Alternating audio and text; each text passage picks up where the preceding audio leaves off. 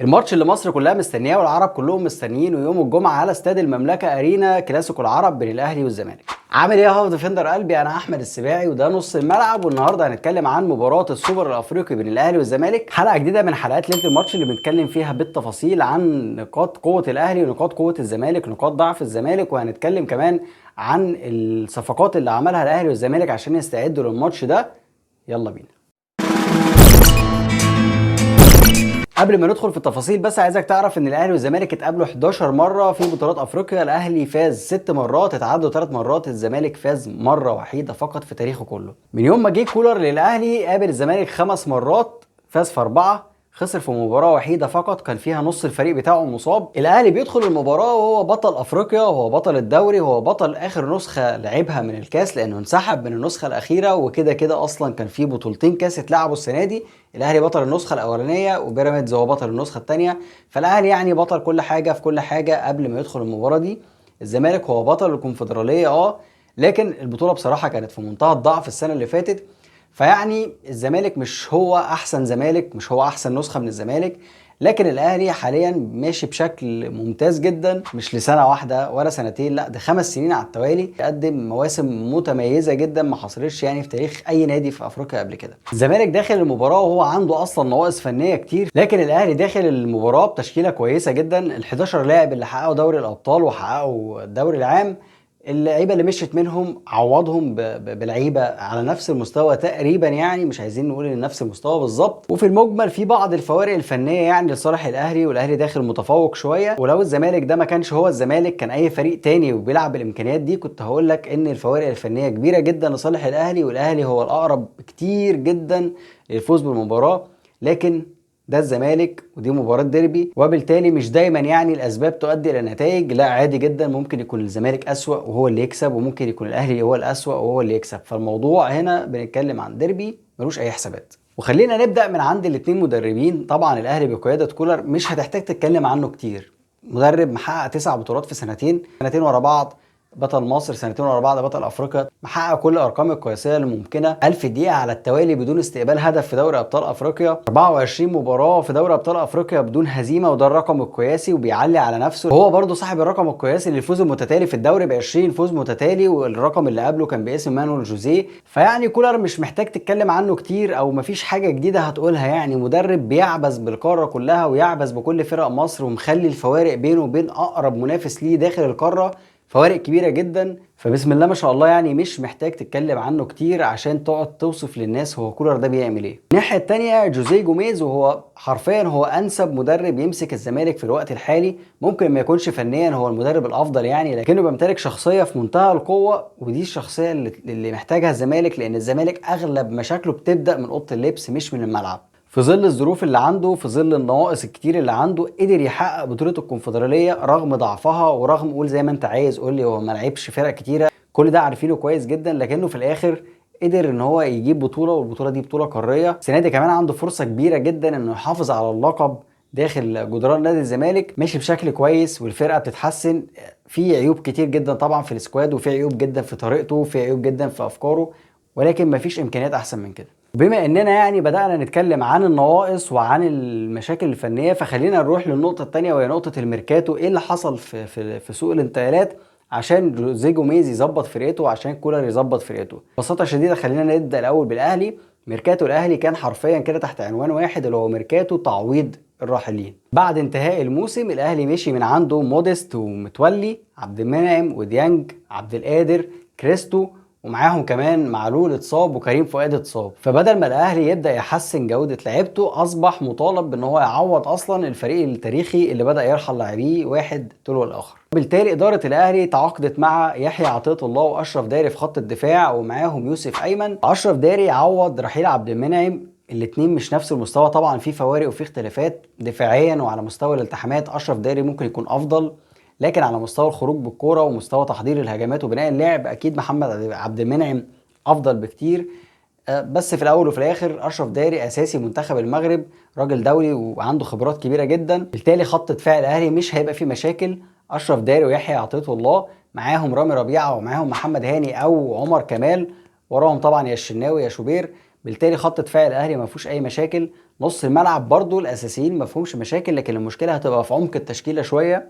كولر بيلعب باتنين ارتكاز رقم 6، الاتنين الاساسيين طبعا والاقرب ان هم يبداوا الماتش اكرم توفيق ومروان عطيه، بس عمق التشكيله هيبقى فيه مشكله ان اللاعب الاحتياطي في مركز 6 هو كوكا، مفيش حد تاني يقدر يملى المركز ده غير نيدفيد، ونيدفيد طبعا انا وانت عارفين ان هو يعني مش على قدر المكان ده خالص. وكده يبقى عندك متاح في مركز 8 قفشه، امام عاشور، عمر الساعي، معاهم عمرو السولية. فلو كولر هيلعب باتنين ارتكاز 6 وواحد 8، فهو كده عنده زيادة في المركز اللي هو مش محتاجه، وعنده نقص في المركز اللي هو محتاجه. لو العملية اتعكست اعتقد ان عمق القايمة هيبقى كافي، بس ده طبعا مشاكل عالم اول بالنسبة للزمالك لما نروح له كمان شوية، لان مشاكل الاهلي هنا احنا بنتكلم في عمق القايمة، يعني الفريق ده هيسد معاك قد ايه على المدى البعيد. بالتالي مثلا لما كان الاهلي بيحاول يتعاقد مع بن رمضان كان هيبقى اضافه كويسه بس مش شايفه مؤذي للقايمه، يعني لو ما جاش مش شايف ان في اذيه، يعني مش شايف ان في حوار، يعني موضوع كبير نتكلم فيه. اكبر مشكله انا شايفها بصراحه في التعاقدات هي عدم تعويض رحيل اتنين لعيبه بحجم عبد القادر وكريستو. هتقول لي ده كريستو ما كانش بيلعب اساسا، عبد القادر كان بيلعب وكان بيلعب اساسي فترات كبيره جدا، ممكن ما يكونش الموسم ده لكن الموسم اللي قبله كان اساسي. فاصبح عندك مشكله على الوينجين الاحتياطي. الاساسي طبعا رضا سليم ومعاه تاو ناحيه اليمين، ناحيه الشمال في حسين الشحات، وللاسف الاحتياطي بتاعه هيبقى طاهر محمد طاهر، فبالتالي عندك مشكله. نفس الفكره بالنسبه لمركز راس الحربه، الاساسي هو وسام ابو علي. بص ال 11 لاعب اللي بيبداوا في الاهلي ما فيهمش مشاكل ويقدروا يكملوا معاك، لكن المشكله هي دايما لو حد فيهم اتصاب او حد فيهم محتاج تريحه، لو عندك ضغط ماتشات ومحتاج تعمل تدوير هيبقى عندك شويه مشاكل كتيره جدا كلها بتخص عمق القائمه. تعالى بقى نروح للزمالك ونشوف مشاكل بقى من نوعيه تانية خالص. يعني انت دلوقتي بتتكلم في الاهلي، خلاص مشاكل الاهلي مش في ال 11 الاساسيين، مشاكل الاهلي في اللي هيحل بعدهم. لكن الزمالك بقى يعني ربنا يكون في عونهم ويكون في عون مشجعي الزمالك بجد. شكل الفريق وحش وفي نواقص كتير، المدرب مهما حاول يتعامل لسه في نواقص، وكمان عنده مشاكل في ان هو عايز يلعب بالفريق ده سكسي فوتبول بقى، وعايز يضغط من قدام وعايز يرفع خط الدفاع، وبيلعب بدونجا بس في مركز 6. فاعتقد المواضيع يعني اعتقد ان تشكيلة الزمالك شكلها مقلق. الزمالك بقى في الميركاتو ده تعاقد مع اكتر من لاعب، كونراد مشلاك البولندي في الوينج، معاه عمر فرج في راس الحربة، اتنين في مركز الباك ليفت محمد حمدي ومحمود بنتايج. طب الزمالك لسه عنده نقص فين؟ الزمالك اولا عنده مشكله في قلب الدفاع، في قلبين الدفاع هيبقوا حسام عبد المجيد والمسلوسي ومصطفى الزناري قاعد على الدكه، ويعني اتمنى ان هو يبدا اساسي ان شاء الله لانه لعيب كبير جدا، يا رب يلعب اساسي يا رب يلعب اساسي. مركز الباك ليفت الزمالك ما كانش عنده فيه مشكله، لكن طبعا مع الحادثه اللي حصلت لفتوح اصبح ان الزمالك عنده الباك ليفت فاضي، فبالتالي جاب بدل اللعيب اتنين. الباك رايت عمر جابر، احيانا محمد شحاته بيجيد لعب في الباك رايت، لكن انا بصراحه شايف ان هو اقل بكتير جدا من عمر جابر. على الاقل عمر جابر عنده خبرات كبيره، عنده احساس بالمركز، فهجوميا عمر جابر ممتاز، لكن عنده شويه مشاكل دفاعيه. بس في الاخر هو باك رايت، يعني هو باك رايت باك رايت من يوم ما لعب كوره وهو بيلعب باك رايت، لكن شحاته احساسه بالمركز ده فيه شويه مشاكل. فبالتالي انا شايف ان شحاته يعني انسب مركز ليه هو 8 كمان مش 6. وبالتالي لما تروح لنص ملعب هتلاقي الزمالك لسه عنده مشكله قبل الميركاتو وبعد الميركاتو ان دونجا بس هو اللي موجود في مركز 6. تقدر توظف محمد شحاته انه يلعب جنبه، لكن جوميز مش بيلعب بالشكل ده. جوميز بيلعب بلعيب واحد مركز 6 اللي هو دونجا، وبيلعب باتنين لعيبه قدامه بيلعبوا في مركز 8 فيهم عبد الله السعيد اللي هو يعني سنه كبير جدا ما يسمحلوش ان هو يقدر يدافع ويهاجم، وجنبه كمان ناصر ماهر. فالثلاثيه دي هي الاقرب ان هي تبدا. هو جوميز بيحب يلعب كده، بيحب يلعب بالشكل ده، بيميل اكتر للاستحواذ. الثلاثيه دي عندهم مشكله بسيطه جدا وعندهم طبعا مزايا. اول ميزه عندهم ان الثلاثه بيعرفوا يمسكوا كوره مع بعض متفاهمين مع بعض. عبد الله السعيد ريجيستا حلو جدا، يقدر يتحكم في رتم اللعب ببساطه، يقدر يدي لك نقله تعمل اسيست وتعمل كرة حلوه وتعمل خطوره على المرمى، لكن مش كتير، يعني اخره شوط، الشوط التاني مش هتشوفه. الناحيه التانيه ناصر ماهر حركه كتير ايجابيه اقل، يعني هو لعيب كبير جدا ولعيب يقدر يعمل حركه كتير جدا في الملعب، مهارات عاليه، تحكم في الكرة كويس، لكن الاسيست والبري اسيست والشوطه اللي على الجون والايجابيه اقل من عبد الله السعيد بكتير، وفي نفس الوقت بقى عندهم عيوب كتيره جدا تقابل المميزات دي. العيوب الكبيره هي ان ببساطه شديده الدفاع، دونجا هو اللي بيغطي كل المساحه الدفاعيه اللي ورا الناس دي. دونجا بيغطي العمق، ودونجا لو في باك طار هيروح يغطي مكانه.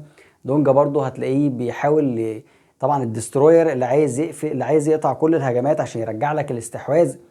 ففي مشكله كبيره جدا في نص ملعب الزمالك. يعني انا لو من جوميز مستحيل ابدا كده، لان نص ملعب الاهلي المره دي مش زي نص ملعب الاهلي في المباراه اللي الزمالك قدر يكسبها 2-1. ببساطه مفيش اصابات، الاهلي نص ملعبه كامل، وده افضل نص ملعب موجود في افريقيا حاليا. فاعتقد لو جوميز بدا بالتشكيل ده هيبقى عنده صعوبات كبيره جدا حتى في التحكم في الكوره. اعتقد ان اغلب مشاكل الزمالك هتبقى في نص الملعب. لو اتنقلت بقى للجزء الهجومي هتلاقي الزمالك في تعاقداته الجديده يعني ما عندوش حل غير ان كونراد يلعب في الوينج ليفت مكان مصطفى شلبي. الناحيه الثانيه هيبقى موجود زيزو. عمر فرج يفرق معاك جدا قدام في وجود الجزيري، واحد منهم اللي هيلعب. اعتقد ان هو مش هيجازف انه يدي لعمر فرج، فاعتقد ان الجزيري هو الاقرب انه يبدا. فالزمالك بعد الميركاتو لسه عنده مشاكل كتير، مشاكل في قلب الدفاع، مشاكل في عمق الملعب، قلب الدفاع ومركز 6. برضو مشاكل في معدل الأعمار اللي بدأ يبقى أزيد من المطلوب. الوينجات مش أحسن حاجة لأن مفيش غير زيزو حاليا. كونراد اللي أنت لسه مش قادر تفهم طبعا هيبقى، ما هو ممكن يقول أحلى حاجة وممكن يطلع أحلى كلام، وفي نفس الوقت ممكن ما يشتغلش مع الزمالك ويبقى زيه زي ندياوي، مش هيفرق معاك في حاجة. لكن قياسا بحجم منافسات الزمالك الموسم اللي جاي اللي هي الكونفدرالية والدوري، فالزمالك يقدر بالقايمة دي ياخد مركز كويس يأهله سواء للكونفدرالية أو ممكن يحسن وضعه ويروح لدوري أبطال أفريقيا، ويقدر كمان يكسب الكونفدرالية بالقايمة دي بكل مشاكلها اللي انت شايفها. لكن لو الزمالك حابب يطور نفسه أحسن من كده مش هينفع أبدا يكمل الموسم ده بالقايمة دي. ويلا بينا بقى نروح لنقاط قوة الأهلي وبعد كده نشوف نقاط قوة الزمالك. هنبدأ بالأهلي ونتكلم عن إن الأهلي حرفيا فريق متكامل. يعني اللي عامله كولر في الفترة اللي فاتت إن كل الفريق رجله في الملعب، القايمة بتاعته كاملة رجليها موجودة في الملعب. كان في روتيشن الفترة اللي فاتت كبير جدا، بعد كده الفرقة ريحت. في ماتشين جورماهيا الفريق بدأ يستعيد اللياقة وبدأت تشوف كرة حلوة. طبعا في مشاكل في التمرير، لسه في مشاكل في الفورمة، بس الفريق متاح. وطبعا كده كده الأهلي زي الزمالك في الفورمة، الاتنين لسه راجعين من توقفات. فيعني من ناحية اللياقة البدنية الفريقين هيبقوا شبه بعض، لكن من النواحي الفنية الأهلي فرقة كاملة. عندها أولا انت لو هتتكلم على الأطراف فنقطة قوة كبيرة جدا عند الأهلي، الطرفين مش طرف واحد. محمد هاني ممكن يكون طرف هجومي مش احسن حاجه، لكن الناحيه التانية يحيى عطية الله يعني حاجه قويه جدا، صفقه قويه جدا. دفاعيا ممتاز، هجوميا الاوفر اللي بالشعره والبيلد اب اللي ممتاز، المهاره اللي موجوده. اسيستين في تاني مباراه ليه بيلعبها مع الاهلي بيعمل اسيستين. فطرفين الاهلي الدفاعيين متميزين. لو جيت تتكلم على الطرفين الهجوميين فحسين الشحات اكتر لعيب في كل الفرق، في كل الجيل الحالي، في كل اللعيبه المصريين سجل اهداف في بطولات افريقيا، مسجل 20 هدف. لعيب بيتالق بشكل كبير جدا في بطولات افريقيا وبيتالق بشكل كبير جدا برضه في كاس العالم للانديه والبطولات الكبيره. الناحيه الثانيه بيرسي تاو ورضا سليم الاثنين متميزين، بس طبعا بيرسي تاو كواليتي اعلى. قدام هتلاقي عندك وسام ابو علي. فيعني طرفين الملعب متميزين، مع وسام ابو علي فينيشر ممتاز، عمق الملعب فيه تحكم في الكرة كويس. فرقة الاهلي بصراحة يعني في فوارق كبيرة جدا لصالحها في الماتش ده. نروح للزمالك هتلاقي نقط قوته يعني متباينة شوية. الجزء الاولاني هو عمر جابر وزيزو، الطرف اليمين بتاعه متميز لان هجوميا، انا بتكلم هنا هجوميا، عمر جابر وزيزو الاثنين هجوميا متميزين. لكن في مشكلة بتقابلهم هما الاثنين، وهي ان الاثنين لعيبة خط. يعني زيزو لعيب متميز جدا لكنه وينج خطوط، يعني هو ما بيخشش لجوه ويشوط، ما بيخشش لجوه ويصنع خطوره، فدايما تحركاته على الخط. فبالتالي واحد منهم بس اللي بيشتغل والتاني بيعطل، او بيتبادلوا مع بعض عشان يعملوا الاوفر. يعني اغلب طريقه لعب الزمالك من الطرف اليمين بتبقى اوفرات. نقطه القوه الثانيه اللي في الزمالك هي عمق الملعب، لان زي ما قلت لك الثلاثه لعيبه بيعرفوا يمسكوا كوره. حتى دونجا برضو لعيب كوير على فكره، مش الفكره اللي منتشره عن دونجا ان هو ديستروير بس بيوقف الهجمات وبيدافع. لا لا لا، هو لعيب متميز في امتلاك الكوره، مش سيء. بينقل الكوره بالعرض كتير لكنه بيعرف يحافظ عليها. قدامه لو عبد الله السعيد وناصر ماهر مع بعض فهيكون في امتلاك جيد للكوره. هيبقى عندهم مشاكل طبعا هيواجهوها في معركه نص الملعب، لان المره دي معركه نص ملعب تقيله جدا. فهم عندهم ميزه كويسه جدا في امتلاك الكوره، لكن عندهم مشاكل دفاعيه كتير جدا زي ما قلت لك. الجزء الامامي سيف الجزيري عنده سرعه وعنده تفوق في السرعه على قلبين دفاع الاهلي اللي هم لو يعني اقرب اتنين هيلعبوا اللي هم رامي ربيعه واشرف داري. فسيف الجزيري عنده ميزه السرعه اكتر من الاتنين، لكنه برضو مش احسن فينيشر يعني، ومش احسن واحد بيجيب اهداف. فبالتالي يعني ايه، هيبقى في معركه هنا هتبدا تشوف مين اللي يقدر يكسب فيها. لو جينا بقى نتكلم على نقاط ضعف الزمالك، فهنتكلم مثلا عن حاجات كتير قوي بصراحه. يعني اولهم طبعا حراسه المرمى اللي فيها مشاكل كتيره جدا. صبحي وعواد والاثنين عندهم مشاكل كتيره جدا، سواء في التعامل مع العرضيات او في التعامل مع التسديدات. يعني في حوارات كتيره جدا في منطقه حراسه المرمى في الزمالك. بعدها قلبين الدفاع، سواء حسام عبد المجيد والمسلوسي او الثنائيه الثانيه اللي هي الزناري والمسلوسي. كده كده المسلوسي هو افضل واحد فيهم، اللي هو اصلا كان باك رايت يعني. فبالتالي المسلوسي بس اللي هيبقى شايل قلب الدفاع، والناحيه التانيه هيبقى اكيد في غلط من قلب الدفاع التاني. فيعني كده قلب الدفاع، قلبين الدفاع في الزمالك مع حارس المرمى في مشكله في النص. ناحيه الباك رايت عمر جابر هجوميا هيشكل تهديدات كتير جدا لو الزمالك امتلك الكوره، لكن على الناحيه الدفاعيه عنده مشاكل بالعبيط في فكره التغطيه العكسيه وفكره المساحات اللي بيسيبها وراه. الكلام ده يعني مش جديد، الكلام ده موجود بقاله فتره كبيره في الزمالك ومش بيتغير. ناحيه الوينج ليفت كلها هيبقى فيها مشاكل، مصطفى شلبي ولا كونراد، انا مش عارف مين فيهم اللي هيبدا. مش عارف كونراد ده هل مستواه عالي جدا، لو الراجل اضطر انه يبدا بيه لان الفروق في صالحه كتير هيبقى فيه مشكله شويه، لان الوينج ليفت مع الباك ليفت الاتنين جداد على الفريق اصلا. فلو الاتنين مش على مستوى عالي من الاحترافيه هيبقى عندهم مشكله وهيبقى جبهه يعني مستباحه. قلب الملعب في الزمالك اتكلمنا فيه كتير جدا فمش هنتكلم فيه اكتر من كده. دونجا لوحده لو عليه شويه ضغط هيبقى فيه مشاكل كتير جدا في المساحه اللي بيغطيها دونجا، والمساحه دي بتبقى اخطر لو اتنقلت لجوه منطقه الجزاء. يعني لو في مثلا هجمه مرتده على الزمالك ودخلنا جوه منطقه الجزاء من ماتش حتى التعبان اللي لسه لعبه الزمالك اللي هو ماتش الشرطه الكيني، هتلاقي يعني النقطه دي انا اتكلمت عنها في ماتش الزمالك الاولاني بتاع الدوري، وبرضه فضلت زي ما هي.